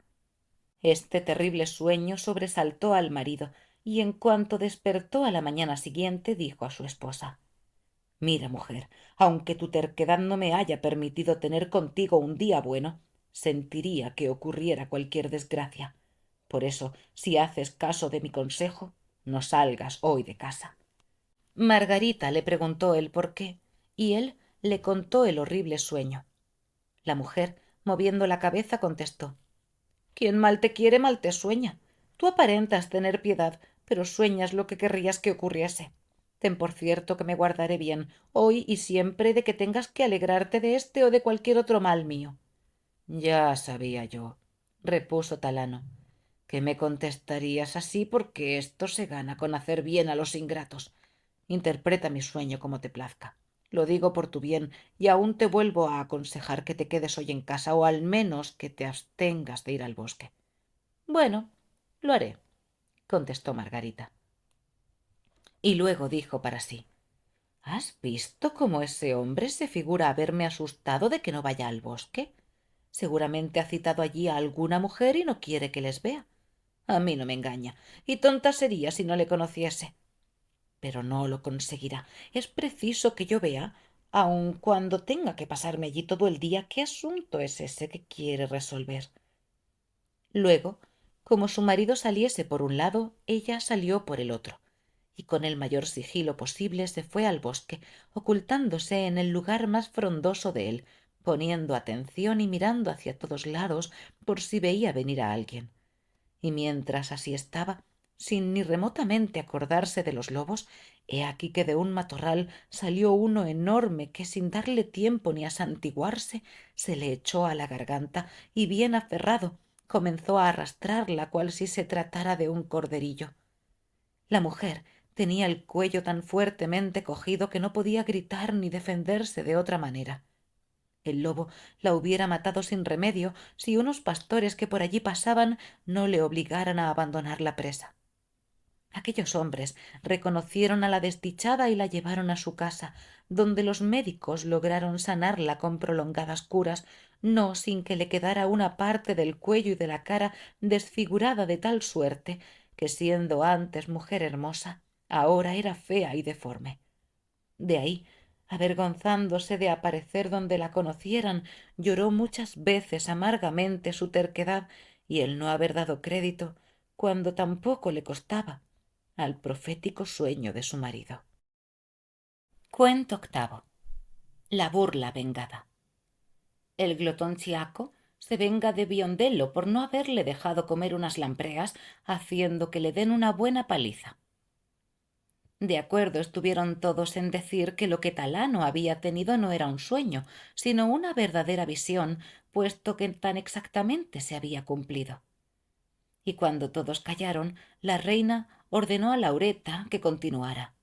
Esta dijo: Los que han hablado antes que yo, discretas señoras, se han inspirado en algo dicho anteriormente, y yo, a mi vez, lo haré en la rígida venganza del estudiante referida ayer por Pampinea, contándoos otra bastante dolorosa para quien hubo de soportarla, aunque no tan cruel como la citada.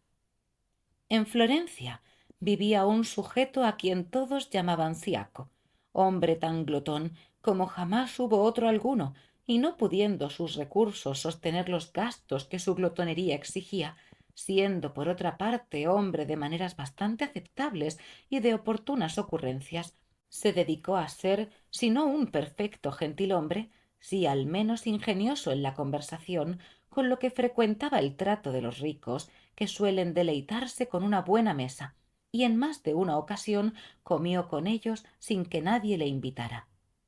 En aquellos tiempos vivía igualmente en Florencia otro sujeto a quien llamaban Biondello, bajo de estatura, elegante y más pulido que una mosca, con la cofia a la cabeza, la rubia cabellera bien arreglada, sin un solo cabello fuera de lugar, que se dedicaba al mismo oficio que Chiaco. Ese Biondello fue cierta mañana de Cuaresma al mercado de pescado y compró 2 grandes lampreas para Miser Vieri de Cherchi. Viole Chiaco y, acercándose a él, le preguntó: ¿Qué significa esto, Biondello? El interpelado contestó: Pues que ayer enviaron otras 2 lampreas mayores que éstas y un esturión a Miser Corso Donati, pero como no le bastaran para una comida que piensa ofrecer a unos caballeros, me ha hecho comprar otras 2. ¿No vendrás tú también? Ya sabes que sí, contestó Chiaco. Y cuando le pareció hora oportuna, se fue a casa de Miser Corso y hallóle en compañía de algunos vecinos suyos que aún no habían comenzado a comer.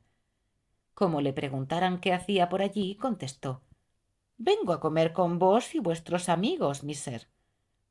Bienvenido seas, díjole tranquilamente Miser Corso. Y puesto que ya es hora, pasemos al comedor.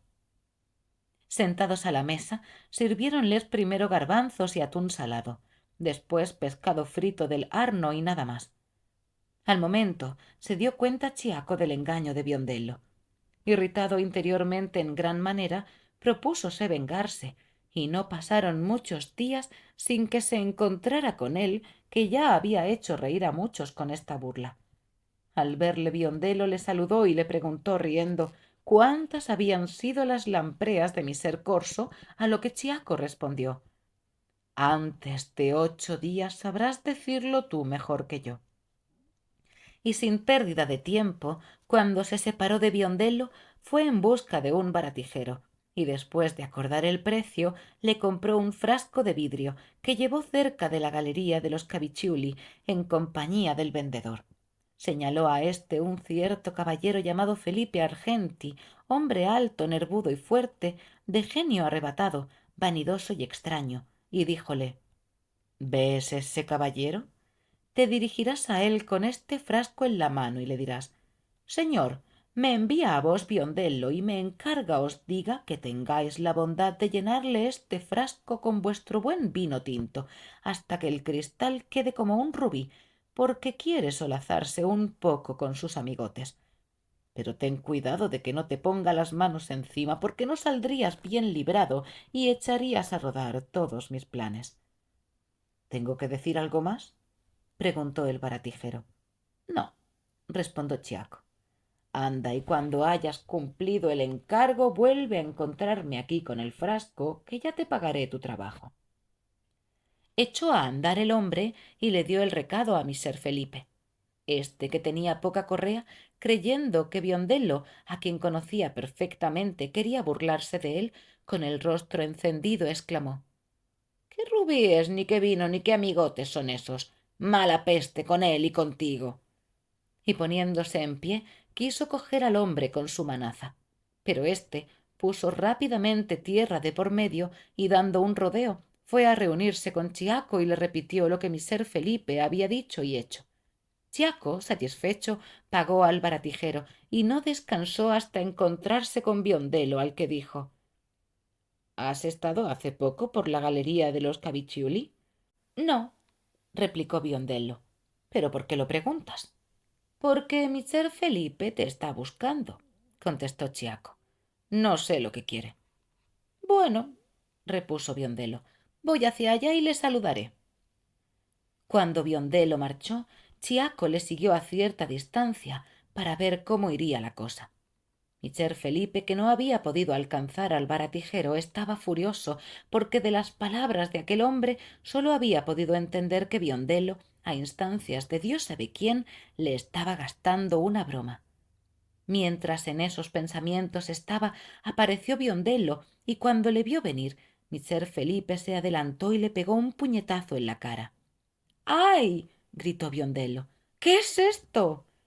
Mister Felipe le cogió por los cabellos, le arrancó la cofia y, tirándole el capuchón por tierra, sin dejar de golpearle, repetía: toma, traidor, yo te enseñaré bien qué es eso de rubíes. ¿Qué chanzas me mandas decir? ¿Crees poder burlarte de mí como si fuera un niño? Y así diciendo, con las manos que parecían de hierro, le descargaba en la cara una granizada de golpes, y no le dejó cabello sano en la cabeza, y arrastrándole por el fango le destrozó las ropas. Tanto se afanaba en golpearle, que desde el principio de la paliza no pudo Biondello decir ni una palabra, ni preguntarle por qué hacía aquello. Biondello había entendido lo de los rubíes y las chanzas, pero ignoraba a qué venían aquellas palabras. Finalmente, cuando mister Felipe se cansó de pegarle y numerosas gentes se reunieron en derredor, lograron arrancarle de aquellas manos, aunque en muy lamentable estado. Algunas personas le contaron la razón de que mister Felipe hubiera hecho tal cosa con él, reprochándole la embajada y que todavía no conociera el talante del otro, que no era hombre de bromas. Biondello se excusaba llorando y juraba que nunca había mandado pedir vino a mister Felipe, y cuando se hubo repuesto algo, se volvió triste y dolorido a su casa, comprendiendo que el causante de todo había sido Chiaco. Y cuando al cabo de algunos días, habiéndole desaparecido los magullamientos de la cara, empezó a salir a la calle, se encontró con Chiaco, que le preguntó sonriendo: ¿qué tal te pareció el vino de mister Felipe, Biondello? Ojalá, respondióle Biondello. Te hubieran parecido a ti lo mismo las lampreas de mi Cercorso. De ahora en adelante ya lo sabes, siempre que me quieras dar de comer como lo hiciste, yo te daré de beber tan bien como lo tuviste. Biondello, que sabía que contra Chiaco valían más las malas intenciones que las obras, procuró estar en paz con él y se abstuvo de hacerle nuevas burlas. Cuento noveno. Los consejos de Salomón. Un joven pregunta a Salomón qué debe hacer para ser amado. Otro quiere saber cómo castigar a su esquiva mujer. Salomón dice al primero que ame y al segundo que vaya al puente de las ocas. Como la reina quería respetar el privilegio otorgado a Dioneo, sólo ella quedaba por contar, y después que sus compañeros hubieron reído bastante la desventura de Biondello, comenzó a decir sonriente: si se contempla, amables damas, con mente sana el orden de las cosas, conoceremos con facilidad que la mayoría de las mujeres están sometidas a los hombres, ya por la misma naturaleza, ya por las costumbres y por las leyes, y que deben regirse y gobernarse según la discreción de aquéllos.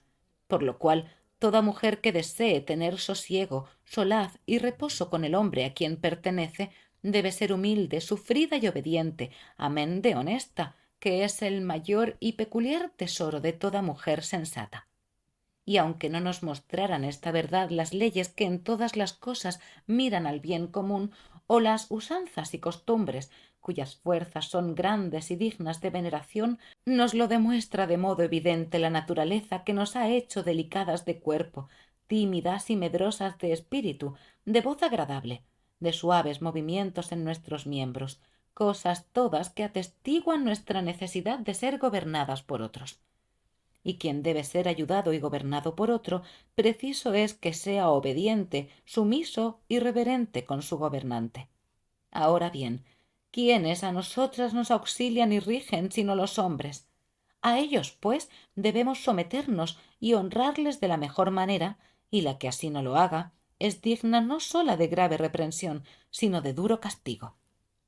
Ya en otra ocasión aludí a semejantes consideraciones, habiéndome llevado de nuevo a ellas cuanto dijo Pampinea acerca de la terca esposa de Talano, a quien Dios envió el castigo que su marido no había sabido infligirle. Y a mi juicio son dignas, como dije ya, de grave reprensión y de duro castigo, todas aquellas que renuncian a ser afables, benévolas y dóciles como a la naturaleza, las costumbres y la ley lo exigen. Por esto pláceme contaros una historia sobre cierto consejo dado por Salomón como útil medicina para curar a quienes de tales males adolecen. Y ninguna que no sea digna de tal remedio piense que este consejo es para ella. Teniendo en cuenta aquel proverbio de los hombres que dice: buen caballo y mal caballo necesitan espuelas, y buena mujer y mala mujer necesitan palo. Quien quisiera gustosamente interpretar estas palabras admitiría que es cierta tal afirmación, pues aun queriendo entenderlas en su sentido moral, creo que deben admitirse. Todas las mujeres son, por naturaleza, propensas a errar y a dejarse llevar por la pasión, por lo que para corregir la iniquidad de las que se dejan llevar demasiado lejos de los justos límites, conviene el palo que las castigue, y para sostener la virtud de las otras que no se dejan arrastrar, conviene el bastón que las sostenga y las asuste. Pero dejémonos ahora de sermones, y pasando a lo que me propongo contaros, digo que, habiéndose extinguido ya por todo el mundo la fama del milagroso juicio de Salomón y de la liberalidad con que lo impartía a quien para propia experiencia lo necesitaba, muchas gentes se llegaban a él por la gran premura de consejo. Y entre quienes a él acudían estaba un joven llamado Meliso, de la ciudad de Layaso, donde había nacido y habitaba. Cabalgaba ese joven hacia Jerusalén y a la salida de Antioquía se encontró con otro joven de nombre Josefo, que llevaba el mismo camino y juntos siguieron el viaje. Como es costumbre entre los caminantes, enseguida trabaron conversación. Pronto supo Meliso la condición y patria de Josefo, preguntóle a dónde iba y para qué, a lo que contestó el otro que iba a ver a Salomón para saber cómo debía proceder con su esposa, mujer esquiva y mala más que ninguna, a quien ni con ruegos ni con halagos ni ningún otro medio había podido cambiar de carácter. Dicho esto, Josefo preguntó igualmente a su compañero de dónde era, a dónde iba y por qué. Meliso contestó: soy del Ayaso, y al igual que tú soy víctima de una desgracia. Soy joven y rico y gasto mis dineros en obsequiar a mis conciudadanos con grandes fiestas y banquetes. Pero a pesar de mi celo y mis dispendios, te parecerá extraño que no haya podido hallar aún quien me ame. Por eso voy a donde vas tú, a fin de que Salomón me aconseje de cómo hallaré quien me quiera. Siguieron, pues, juntos su camino ambos jóvenes, y llegados a Jerusalén, y por influencia de uno de los cortesanos de Salomón, fueron conducidos a presencia de éste. Meliso fue el primero en exponerle sus necesidades, y Salomón le contestó: ama. Tras esta brevísima respuesta, Meliso fue sacado de la sala. Entonces se adelantó Josefo y expuso toda su desdicha, a lo que Salomón se limitó a responder: vete al puente de las Ocas. Y dicho esto, también Josefo fue sacado inmediatamente de la presencia del rey y se encontró con Meliso, que le esperaba. En cuanto le vio, le contó la respuesta que le había dado el rey. Pensaron uno y otro en aquellas palabras, y no pudiendo comprender su significado ni lo que pudieran valer para sus necesidades, diéronse por burlados y volvieron a ponerse en camino. Después de algunas jornadas de cabalgar, llegaron a un caudaloso río cruzado por un hermoso puente. En aquel momento pasaba por él un numeroso tropel de mulas y caballos, debido a lo cual les fue preciso aguardar a que pasaran aquellos animales. Cuando ya habían pasado casi todos, he aquí que un mulo se plantó en medio, impidiendo el paso, y como tantas veces suelen hacer, por nada del mundo quería seguir adelante. El mulero comenzó a pegarle con un bastón, primero con suavidad y después con más fuerza. Pero el mulo iba a derecha e izquierda del puente sin avanzar. Entonces el hombre, irritadísimo e impaciente, comenzó a darle grandes bastonazos, sin perdonarle la cabeza, ni las ancas, ni las grupas, pero todo era inútil. Meliso y Josefo, que veían esto, gritaban al mulero: miserable! ¿Qué estás haciendo? ¿Lo quieres matar? ¿Por qué no lo llevas con más suavidad? Te obedecerá más pronto por las buenas. El mulero les respondió: vosotros conocéis vuestros caballos, yo conozco mi mulo, dejadme hacer. Y dicho esto, renovó los bastonazos, y tanto le dio en todas las partes del cuerpo que al fin el mulo pasó adelante y el mulero se salió con la suya. Cuando se disponían los dos jóvenes a seguir su camino, Josefo le preguntó a un buen hombre que estaba sentado a la entrada del puente cómo se llamaba éste, a lo que dijo el buen hombre: señor, aquí lo llaman el puente de las Ocas. Apenas hubo oído esto, Josefo recordó las palabras de Salomón y dijo a Meliso: ahora te digo, compañero, que el consejo que me dio Salomón debía de ser bueno y verdadero, pues bien a las claras comprendo que no he sabido tratar a mi mujer con los bastonazos que merece, pero ese mulero me ha dado una lección que aprovecharé. Habiendo llegado, al cabo de algunos días, a Antioquía, Josefo hizo que Meliso se quedara en su casa para descansar, y como su mujer le recibiera de mala gana, el marido le encargó que preparara una cena a gusto de Meliso. Este, al ver que así lo deseaba su amigo, aceptó en pocas palabras. La mujer, persistiendo en su modo de obrar, no dispuso las cosas como a Meliso le gustaban, y según el mandato del marido, sino todo lo contrario. Irritado, Josefo dijo a su mujer: ¿no se te ha dicho cómo debías hacer esta cena? La mujer, volviéndose hacia él, replicó con altivez: ¿qué significa esto? Se me dijo otra cosa, pero a mí me ha parecido bien hacerla así. Si te agrada, bien, y si no, no comas. Sorprendido Meliso de la réplica de aquella mujer, no pudo por menos que censurarla en su interior, y la tuvo por pésima. Pero Josefo, más irritado que sorprendido, dijo: mujer, sigues siendo la misma, pero ten entendido que te haré cambiar. Y volviéndose a Meliso añadió: Pronto veremos, amigo mío, qué tal resultado dará el consejo de Salomón. Pero te ruego que no tomes a mal que lo ponga en ejecución delante de ti y no consideres un juego lo que voy a hacer. Ahora bien, para que no me pongas impedimento, acuérdate de la respuesta que nos dio el mulero cuando protestamos del trato que daba a su mulo. Estoy en tu casa, dijo Melisa. No es mi intención contrariarte en nada. Como Josefo hallara a mano una vara de fresno, verde y flexible, fue a la habitación donde su mujer se había recluido. Después de retirarse encolerizada de la mesa y agarrándola por los cabellos, la arrojó al suelo y comenzó a golpearla con la vara.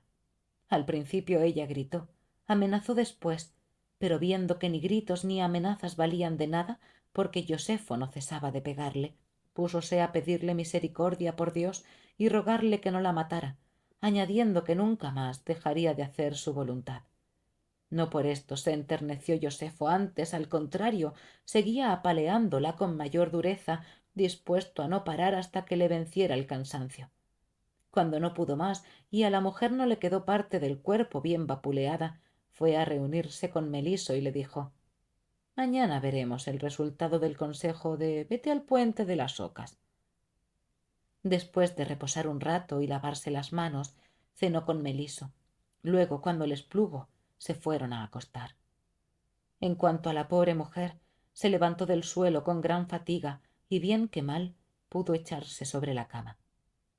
A la mañana siguiente levantóse muy temprano e hizo preguntar a Josefo qué deseaba que se hiciera para comer.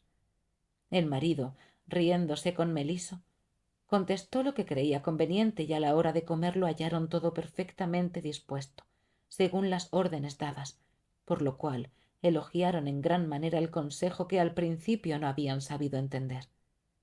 Al cabo de algunos días despidióse Meliso de Josefo y regresó a su casa.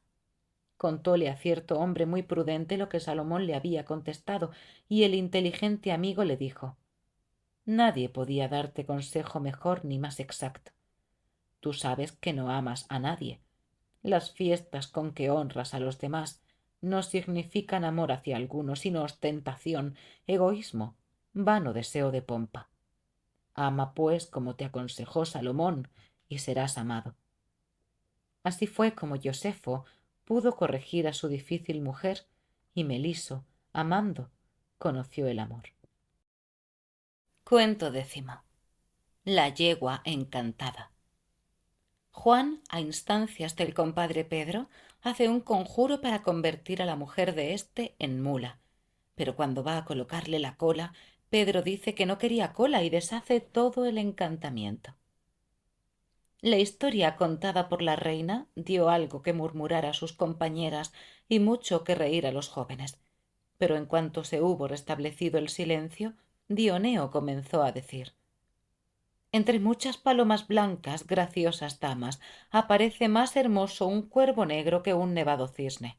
Y asimismo, entre muchos hombres sabios, un necio no sólo da mayor esplendor y belleza a la madurez de aquéllos, sino que además les sirve de recreo y deleite.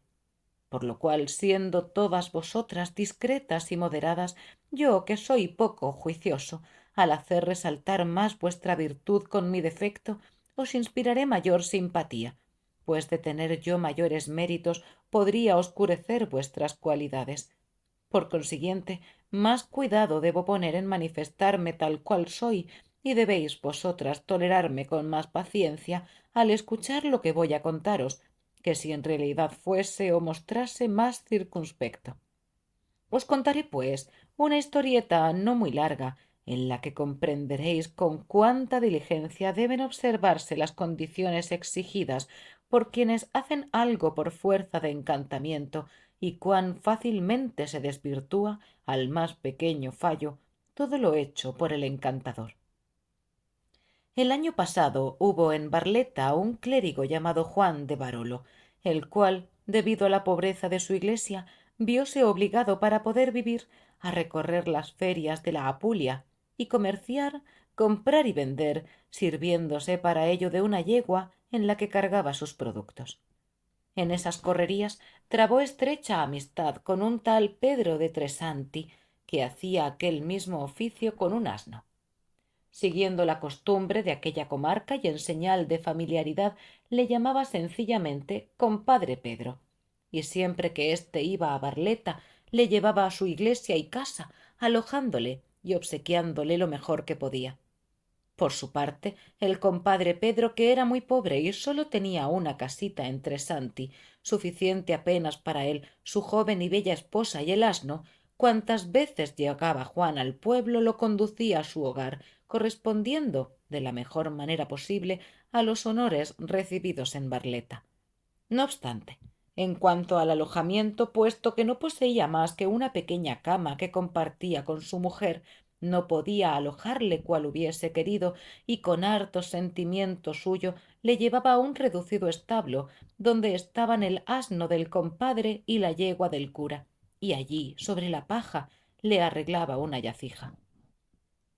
La mujer, enterada de las atenciones que el cura dispensaba a su marido en Barleta, varias veces propuso que iría a dormir con una de sus vecinas llamada Cita, para que el sacerdote se acostara con su marido.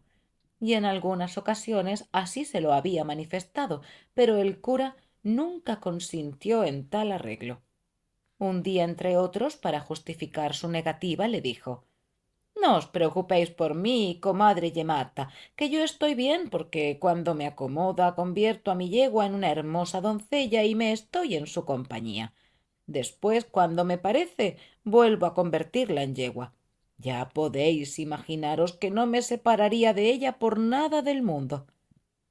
Yemata, que era una joven muy sencilla, creyó a pies juntillas cuanto oía, e inmediatamente fue a contarlo a su marido, añadiendo: si es tan amigo tuyo como dices, ¿por qué no le pides que te enseñe ese encantamiento para que puedas convertirme en yegua?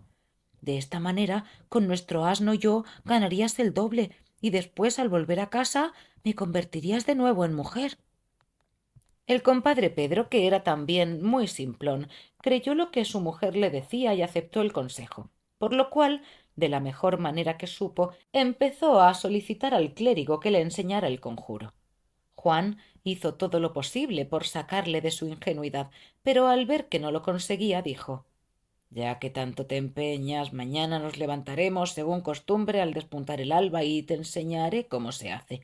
Pero debo advertirte que lo peor en este asunto es pegar la cola, como verás.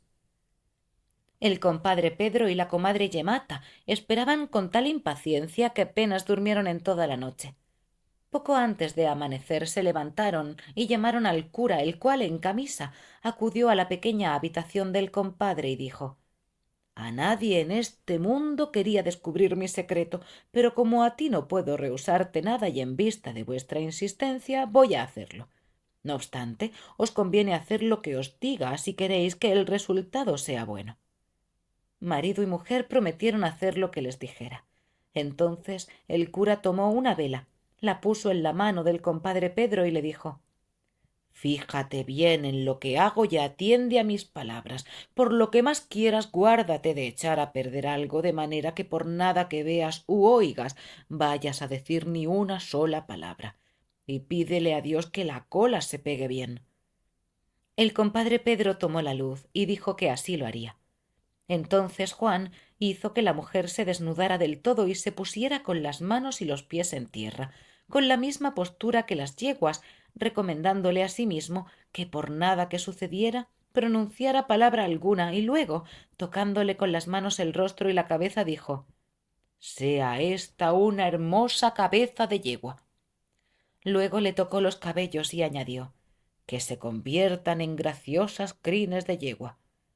Después le tocó los brazos, diciendo: que bellas patas y manos de yegua sean. Tocóle a continuación el pecho, y como le hallara firme y terso, despertóse y levantóse quien no había sido llamado.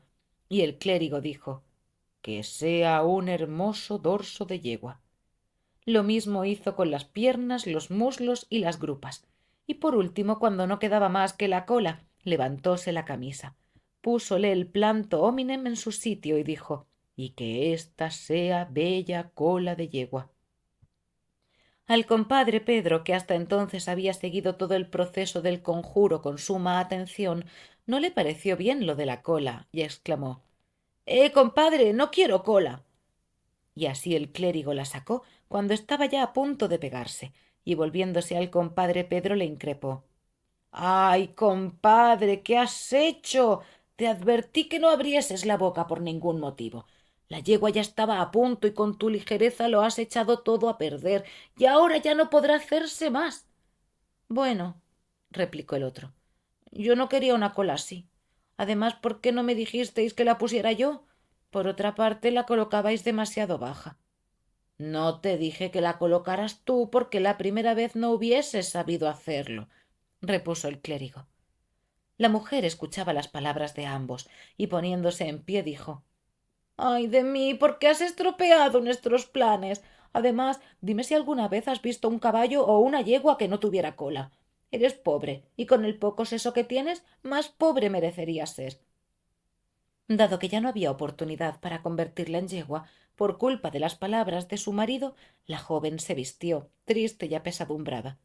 Pedro volvió a su oficio con el asno como había hecho siempre, y siguió acompañando al clérigo a la feria de Bitonto, pero jamás le volvió a pedir que le enseñara aquellos conjuros. Conclusión. Grandes risas provocó lo de la cola de la yegua entre las señoras, que entendieron el cuento más de lo que Dioneo pensara. Cuando hubieron concluido las historias de la jornada y el sol disminuido la fuerza de sus rayos, la reina, cuyo reinado había llegado a su término, quitóse la corona y la puso en las sienes de Pánfilo, el único de ellos que no había recibido semejante honor. Mientras lo hacía, Emilia dijo sonriendo: ya que eres el último en ostentar este cargo, buen trabajo te encomiendo, señor mío, cual es enmendar mis defectos y los de quienes hasta hoy me han precedido. Que Dios te ayude con su gracia, como me concede a mí ahora la de coronarte rey. Agradeciendo aquel honor, Pánfilo respondió: como hizo a los otros, señora, vuestra virtud y la de los demás súbditos me hará digno de alabanza. Luego, siguiendo la costumbre establecida por sus antecesores, arregló con el mayordomo todo lo necesario para la próxima jornada, y después, volviéndose a las damas, dijo: encantadoras señoras, en la pasada jornada la discreción de nuestra reina Emilia dispuso para nuestro descanso que cada uno hablara libremente de lo que quisiera, y ahora, puesto que todos hemos descansado, creo oportuno volver a la ley establecida, por lo que cada uno deberá disponerse mañana para contar una historia acerca de quienes magnífica y liberalmente se mostraron en hechos de amor y algún otro suceso. Indudablemente, el decir y escuchar tales cosas encenderá vuestros ánimos, siempre dispuestos a obrar valerosamente, con lo que vuestra vida mortal, que no puede ser sino muy breve, se perpetuará así en la laudable fama, que es lo que no sólo deben desear, sino también buscar y poner en práctica con amoroso cuidado aquellos que no sirven solamente al vientre, como hacen las bestias. El tema fue del agrado de damas y jóvenes, quienes, previa licencia del nuevo rey, se levantaron del lugar en que estaban y fuéronse a sus placeres, en los que pasaron hasta la hora de la cena. Llegada ésta, reuniéronse todos alegremente y después de la cena dieron principio a danzas y canciones. Después, puesto que la noche estaba ya avanzada, ordenó Pánfilo que cada uno se retirara a descansar. Suscríbete al canal La Rosa de Alejandría, comenta y comparte este vídeo.